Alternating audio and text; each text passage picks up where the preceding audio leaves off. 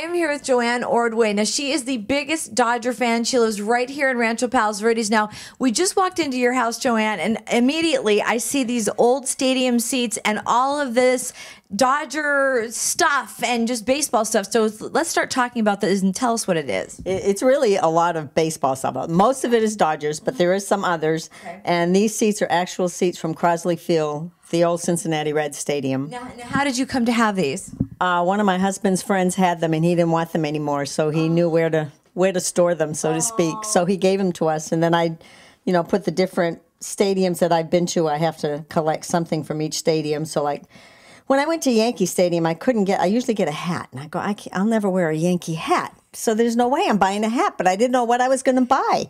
But when I found this koala with a Yankee jersey on, I thought, I collect koalas. What more perfect? They put that there for me. Now, how many stadiums have you been to? Oh, gosh, I haven't counted them. Oh, that's a good one. Because I know you've got Bears from, from the Boston Red Sox. We've got the Angels. The Rockies, the Cubs, the Yankees. I've been to both Philadelphia stadiums. I've been to both Milwaukee stadiums, the old and the new. Wow. I haven't been to White Sox yet, which doesn't make sense because I'm always in Chicago, but we usually go to the Cubs. That's right. Now, I see all your books here as well now. Are these signed books? No. Oh. Unfortunately not. Wait, it's the only thing that's not signed in this house, let me tell you, guaranteed. But all the Dodger books nonetheless. Hershiser's book is signed, but it's in the other room. Okay. But his book is signed, but none of these are signed. Wow. This is amazing. Amazing. And if you look right here, it even explains the story of the seats here from Crosley Field. Oh, so I guess anybody that has any memorabilia, they know where the home is, right? Absolutely. If they don't want something, they know where to deposit it. Okay, now we're going to go into the room and we're going to show you an amazing collection that Jo has collected over these years, and we're going to talk about her story. Don't go away. This is my niece, my husband, and I at the Rockies Stadium, Coors Field. Okay. This is actually my grandson, who is big baseball. He was 18 months there. We took him to Dodger Stadium. That's his twin sister, and that's my daughter. And then this is my daughter and her husband at Coors Field. Then this is Walt and I in Milwaukee at the old stadium. I forgot what it was called. Wow. Then this is my son and daughter-in-law at Cubs Stadium, Wrigley Field. This is when I went out on the field in '05 with, it doesn't show, I guess that, oh, here it is. With Gary Sheffield, I ran out on the field, and he signed it here. Aww. And this is in Arizona, when it was brand new at Bank One Ballpark. Now, how did that come about that you went on the field with Gary Sheffield? Well, there was a lady that worked there that was in charge of getting the children to go run out on the field. And every day I would say, don't you need one more, Elaine, one more. And she would just smile. And and by the end of the season, I did this every game. By the end of the season, she says, you going to be here on Fan Appreciation? I said, of course I'll be here. I'm here all the time. She says, okay. You'll go on. And this was like 2 homestands before it. And sure enough, on Fan Appreciation, she came and got me. And she says, okay, it's your day. So I actually went out with Sean Green, Juan Pierre, Jason Worth, who was hysterical. Because when you go out on the field, they tell you, go on the field, get your autograph, and hurry back because we got to get the game started. So there's no time. I said, okay, no, I'm running fast. I want to go all the way to left field.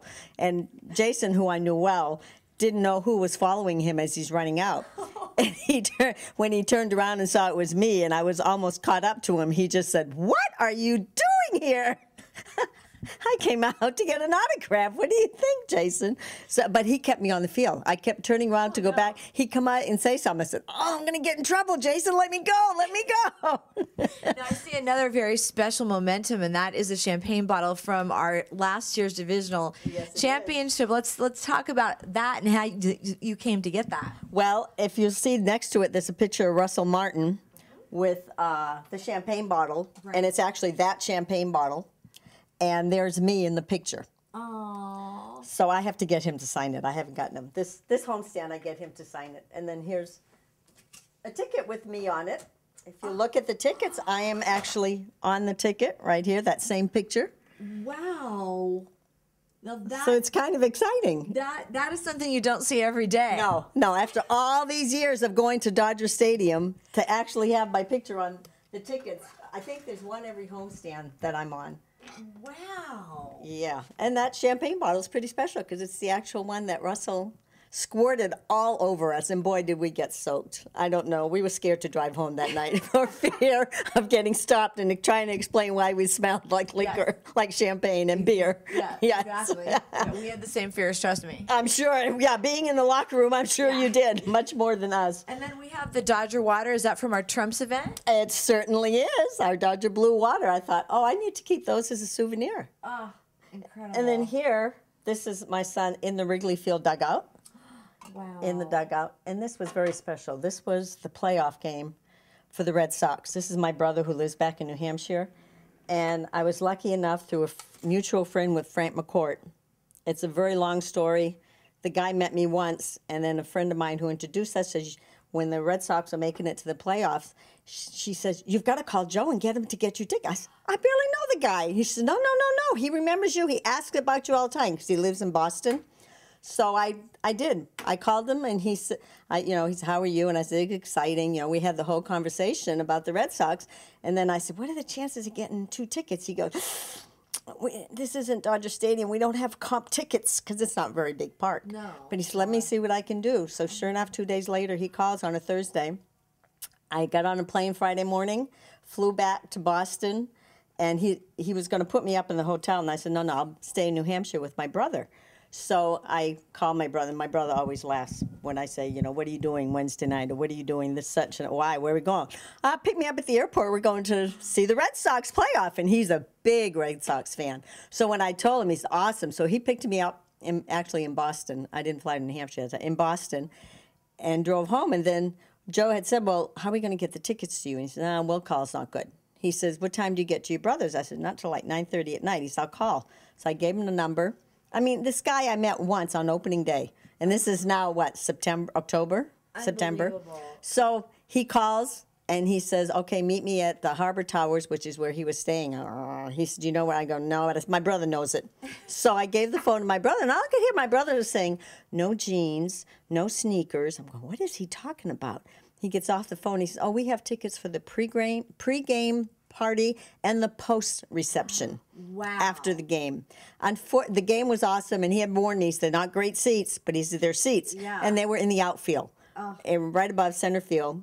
And it was so cold. It was windy and raining, and the game went on because, unfortunately, that was the last game the Red Sox lost 19-8 to the Yankees. So that was kind of depressing. The game ended at like 1. Wow. And I looked at my brother. I said, there's not going to be a party after this. It's 1 in the morning. He says, they prepared all that food. You don't think they're going to serve it? I go, okay. So sure enough, we went, and the spread was unbelievable. This is where they had it at the Baseball Hall of Fame room. I mean, the spread was unbelievable. Well, I mean, what an amazing moment. Out of that whole day, what's the one thing you remember the most?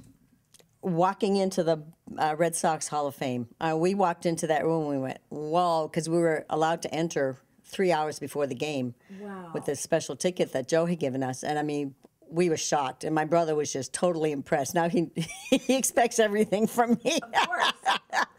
So it was pretty exciting. Wow. Pretty exciting.